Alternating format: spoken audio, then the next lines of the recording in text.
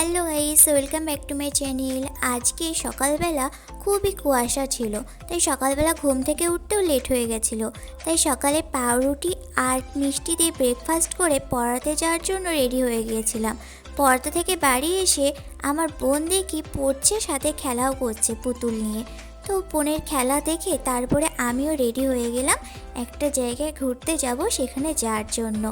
তো চলো আমি কোথায় যাই, তো সেখানে তোমাদেরকেও একটু দেখিয়ে আনি। তো চলো যাওয়া যাক। তো আমি আজকে চলে এসেছিলাম একটা পার্কে, সেটা হচ্ছে বিনোদিনী পার্ক। তো এর ভিতরে প্রবেশ করে দেখি চলো কী কী আছে। তো ফার্স্টে টিকিট কেটে নিয়েছিলাম 20 টাকা দিয়ে, তারপর এখানে ব্যাগ চেকিং করলো, তারপরে আমি পার্কের মধ্যে প্রবেশ করলাম। তো পার্কের মধ্যে প্রবেশ করে আমার বান্ধবী তো সেলফি তুলতে, ফটো তুলতেই ব্যস্ত। তো চলো এখন পার্কটা তোমাদেরকে ঘুরিয়ে দেখিয়ে আনি। পার্কের মধ্যে বাচ্চাদের খেলা করারও ব্যবস্থা আছে, তারপরে টয় ট্রেনও আছে এবং অনেক ধরনের সুন্দর সুন্দর ফুল গাছও আছে।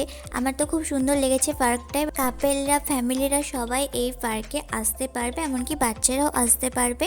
আর এই পার্কে আসতে গেলে রানাঘাট স্টেশন থেকে নেমে টোটো গাড়ি ধরে মাত্র 10 মিনিটে পৌঁছে যাবে। তো আমরা হেঁটে গিয়েছিলাম, ওই জন্য আমাদের 20-25 মিনিট লেগেছিল। তো পার্কটা তোমাদেরকে পুরো ঘুরিয়ে আমি দেখাচ্ছি, তো তোমরা তারা দেখতে থাকো।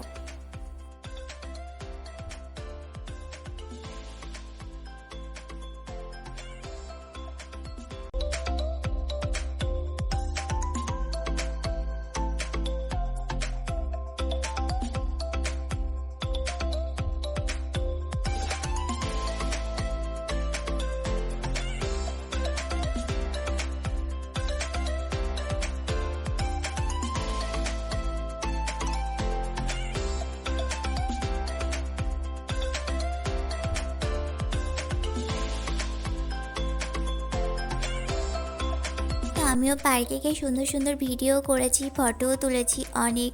তো তোমাদের এই পার্কটা কেমন লাগলো অবশ্যই বলবে, আর যদি ভালো লাগে অবশ্যই চ্যানেলটি সাবস্ক্রাইব করে দেবে।